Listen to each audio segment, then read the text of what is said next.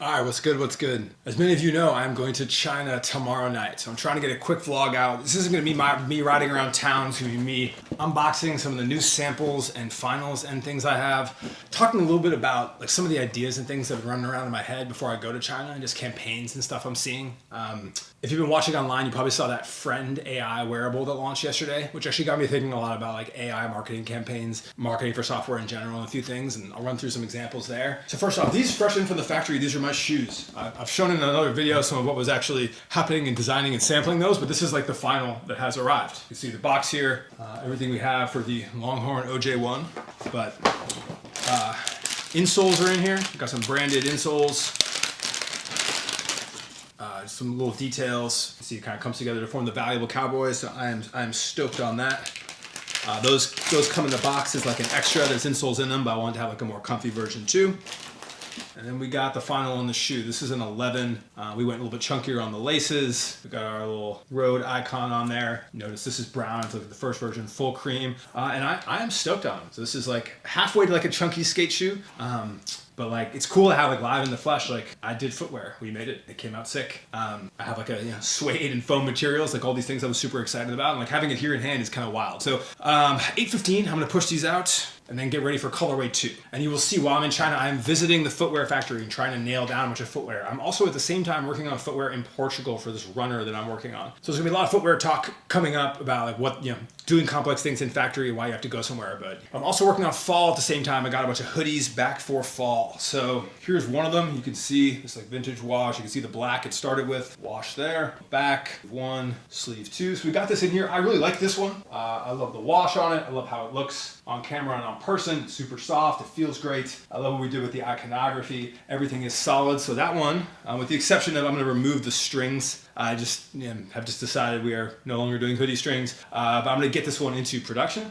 But they also did this like ombre wash where it's gonna like fade between 2 blues, which I really like this bottom blue and the color of it. And I actually like the fade and the contrast between the two, but I don't like how it needs to be more gradual if I'm gonna do it. Now I'm actually starting to be like, I've seen now all these companies from when we first started sampling it to now, like doing the similar thing. So I'm actually gonna run it probably just in the full faded. And you can see here, one of the other things I noticed while I'm wearing it is the hood goes down like a bit over the design, like too much. And so I'm gonna work on that. Probably remove the strings. That's where we're at in the blue. But part of what I'm doing in China is locking in some of the materials and stuff for that, right? So those hoodies are solid, but they're not perfect. And that's fine. I feel like brands are in evolution. I have the first hoodies I did, which I did in Turkey. The fabric and everything is perfect. But in China, the washes that the team is doing are kind of significantly better. And the team is just honestly much easier to work with. But I'm gonna be going to these actual fabric marts to go pick the exact fabric. And I brought a bunch of references from hoodies I have that are made in Portugal, the hoodie I already did in Turkey, references I have from like Rude and other brands. I'm literally gonna go to the largest fabric mart in the world with the ones I have here, and we're gonna kind of see if we can lock in exactly what I want while we're there. But this week has been a ton of just reviewing all those items and making those lists. Because I'm there for 10 days and it's like, what do I want to accomplish at the shoe factory? What do I want to accomplish with the hoodies? What other materials do I want? What do clients need? And just listing that all out and setting that in front of people. But it's gonna be interesting. It's 95 degrees in Guangzhou where I'm going and thunderstorming like the whole time. And the videographer that we were gonna go with had like a visa issue where he like filled out the wrong stuff, and then they were like, he's coming as a journalist versus for business, and it became a whole hoopla. So I'm also gonna be filming the majority of stuff myself while I'm out there, which I'm wondering like the 95 degrees. So if you see me in this content, and it's like me in basically like a tank top and some athletic shorts, like sweating, like picking out rare leathers, like that's pretty much where this content's going. But it's gonna be fun and an adventure either way, and I'm getting ready for it. But I also wanted to chat a bit about what's going on in culture and news, because a lot of these vlogs I'm like running around town talking to my car, but sometimes it's easy to just put an image up and talk about what's happening from a branding perspective. So Friend was announced the other day, and so if you're not following this saga, Friend is basically a wearable that you talk, and its goal isn't to make you more productive or whatever, it's to give you a friend and someone who's more like a therapist or a creative assistant. And it was immediately memed inside a lot of different parts of culture. There was an immediate response redoing all the text in the video to then be enemy versus friend. But the reason I'm bringing up is I want to talk about the AI company marketing and positioning and branding, and I want to talk about design of wearable wearables and like adoption of,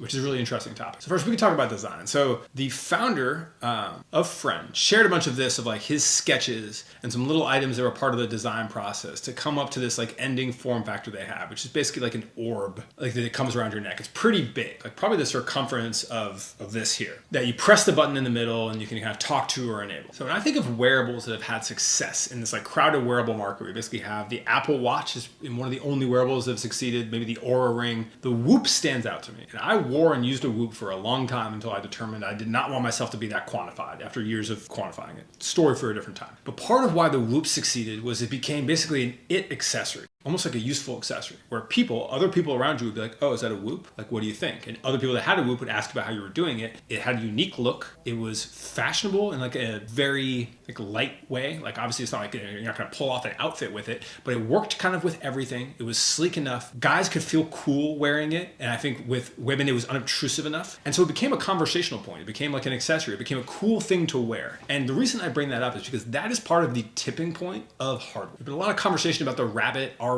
and like the teenage engineering design and stuff here is cool. This all looks really interesting from a tech perspective, but like whipping something like this out and like having it out and around is intrinsically uncool no matter how good the industrial design is. Like maybe you get another teenage engineering nerd, of which I am 100% one, to be like, oh wow, sick, did that. But like there is very little of like, this is a thing that you're going to want in and around you, like in your life, which I think is a huge thing when you talk about adoption of wearables. Because I'm actually firmly bought in on the wearable AI idea, and not for like the reasons you'd expect. I'll be using this software called Dot, Living History. So it's a personal AI that observes you, understands you. So like I was like, you do text Dot basically. I wish it was SMS, but basically you talk about what's going on in your life. Dot like brings it up and reminds you. And I actually found this useful as a creative, like having this, because like I talked to you about, hey, here's what I'm working on going to China. Here's things that are on my mind. Here's my content I'm working on. And it like reminds me, and it'll come back and be like, oh, did you think the thing to China? Have you considered blank and blank? It was just like a way of like, as a creative, you put things on a to-do list and sometimes they never happen, or you move to the next note or whatever it is, or it disappears in your Notion. Whereas this was like, hey, it's a person kind of following up with you on those things that don't actually make sense to engage with your team. Was really interesting to me. Why I stopped using it is because it's an app. I have to open the app to text it, when like if it was a text message or an iMessage and it was just there next to me texting, Landforce and Alex and Zach and Ashwin, like all the people that like I have on my phone where we're talking all the time, that would actually be extremely useful. And that's what I view a natural wearable extension is like someone that's listening to things that are happening, someone you're talking and conversing to, that can like remind you of things, that can have things in the creative process, that can think through some of your challenges or maybe research them and come back to you.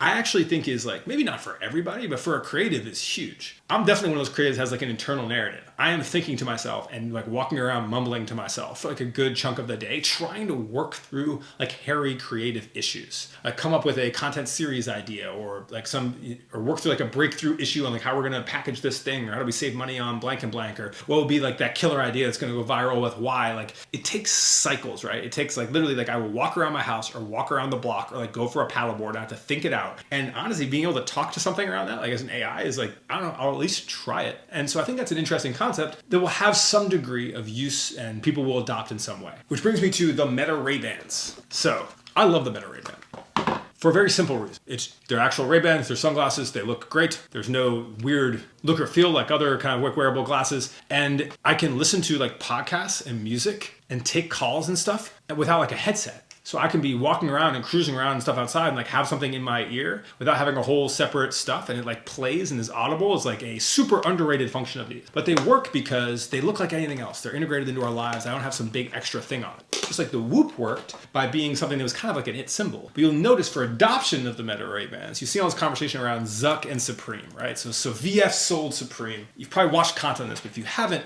so VF is like a mega corp, like Luxottica or a few of these other. They own a bunch of these huge brands. So I think VF owns North Face, they own Vans, they bought Supreme, and they have like a controlling these stakes in these huge brands they own and operate. Supreme did not work under VF for any number of reasons and was in a complicated place. Luxottica is taking VF from Supreme. Luxottica is the eyewear house, basically owns the licenses. They own Oakley. They own the licenses for all the designer eyewear. Like Gucci does make their own eyewear. Dior does make their own eyewear. Luxottica makes it. And they will then own Supreme. And you heard Mark Zuckerberg taking an interest in Supreme through Luxottica, which is about making these a cool item. About saying, hey, guess what? We had an item that's adopted. It's simple. It's there. But let's try to make it an it item. And maybe Supreme or or the people behind Supreme can start to, or even just Luxottica in general as a maker of a status eyewear like that, can help us engineer a status item. I ultimately don't think that that would work. I think there is a slim chance you can make some Supreme vanity version of that was like absolutely sick and like potentially have some success. I think there's a very slim chance. But could they conceptually, as a group with all the minds behind that in Luxottica and Supreme and a few others, begin to develop a cultural strategy that works? I give that a higher percentage chance. Certainly higher than what would internally be able to be done at Facebook. Which brings me back to the tech we were just talking about. This, in its current form, does not look good enough to be adopted. I firmly believe that AI wearables, to be adopted, are going to have to be a fashion accessory and can succeed as a fashion accessory. This thing, whatever this was, it's like a compass, was the first one where I was like, okay, that's interesting. If someone was like walking around with that, or it was like on a keychain, or it was like a talk conversation item, this version too, I was like, that's interesting. I think ultimately this was like a thing that you carry that like directionally was like you were going the wrong way, or like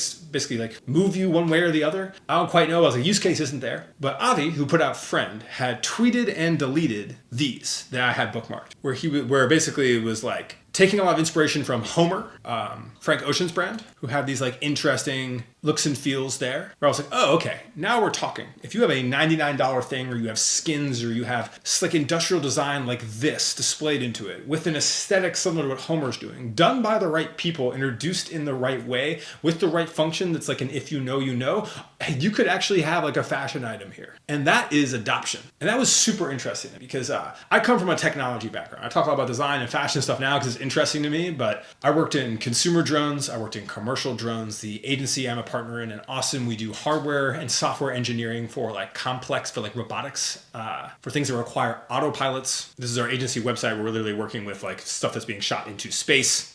We worked on this outrageous single person multi-rotor autonomous rescue vehicles, the e-foil, gel blasters, drones, all of this intense technical stuff. And so I've had like a background of like decades of like thinking through things in that way. Just to give you context on why I have like opinions on it. We actually had a client who come to us who wanted to develop an AI wearable back in this initial AI wearable rush and had some of these conversations. But I think a lot about the go-to-market behind that. One of the things when I worked full-time at the agency, a lot of what I worked on was MRDs and PRDs. So market requirement docs, product requirement docs. So basically needs to be the viable product that you take to market. What are all those features, and then how are you actually going to roll it out in a way that's ready, and merging like the MRD PRD from what's made to like a rollout plan with a tech company. And one of the things I've noticed about AI and AI marketing is it's actually pretty good and thought through, which is something that crypto did not have. But one of the main problems around that not just isn't the lack of use cases, but the fact that it was never marketed in a way that had like a mainstream setup and appeal that made sense. Even when you're running ads with Matt Damon or whatever, it just did not all compute. Whereas like Claude, like a jetpack for your thoughts, is an interesting concept and intriguing and done with the interesting Claude branding, and I understand what they are doing and I respect it. Perplexity, same way. For a browser marketing and for this like semi-mid-journey, semi-70s journal vibe, like perfect. I actually think that they are positioning themselves against the Googles and stuff of the world in a really respectable way, like in their marketing to the early adopters and like, this part of the bell curve that they're hitting right now, in a way that crypto apps and things never could, or just didn't have the minds and the thought process to be able to do. I think there's people that are kind of working on that now, like the abstract guys, like the Pudgy Penguins related things. There's like connection points there who are thinking consumer. I think for the first time, Zora has had like memes crossover into like the real world. It's like worth watching, right? Where's the fringe of tech? The fringe of tech happens from both the actual product use cases, the consumer sentiment, actual like adoption in groups, and then the messaging and marketing that builds enough like brand resonance that it continues in its adoption curve. And that was what's interesting to me about this whole Friend story, right? Is that it feels like if you were on Twitter/X the other day, it was inescapable, right? It's a good reminder of how small Twitter and X has shrunk to, where every single timeline from money Twitter to design Twitter to consumer packaged goods Twitter to, every single corner was talking about this one app that happened because of how close the conversation can go. So you can get that attention, and where is it driving? And now we have aesthetics that apply to AI. They're universally appealing. People like this idea and look. They like that perplexity look. You begin to look at some of these visual concepts. They are appealing in a way that like makes sense with pop culture. I would really love to see someone do the full Rick Owens approach to like what an AI rollout looks like, just out of curiosity. But it's interesting to think with where we are now, right? If you are involved in any of those apps or positioning in any of that, like if you're in hardware, you have to do the work for it to become an it item, or else no matter what the function looks like, it won't have that adoption adoption. It will basically be one of two cases. Either it's integrated completely into what we already use. The AI is in our AirPods and in our iPhone or whatever, and it's not any new item at all. That's option one. Or option two, it is a status symbol. And it begins adoption that way, then leads to a wider spread adoption. And the best case scenario is it's something like a Whoop that sort of walks the line between all of it. And then the marketing has to be thought through and presented and intelligent in a way that, if you're not OpenAI, if you're anyone underneath that like blanket level, you have to have thought through and like adopted something that is actually reasonable, or else you're just not kind of matching this curve of where the consumers act. But anyway, some hot takes and opinions, a different style of a vlog this week. I'm just talking through some of the things that I'm just thinking about in the back of my head. I have no it's not developed enough to do like a short form video route. I don't have like a thesis that's digestible in 60 seconds, but I think it's interesting to think through from a branding perspective, and then talk about some of like the logistics I'm dealing with in real life, like making hoodies and shit. So I appreciate y'all watching. I'll be in China. I got videos. I have 2 videos pre-recorded for Sunday and the next Sunday, so I'll still have content up and around, and they're both super valuable. So hope y'all tune in and watch. And what's going on in my world? Thanks for watching.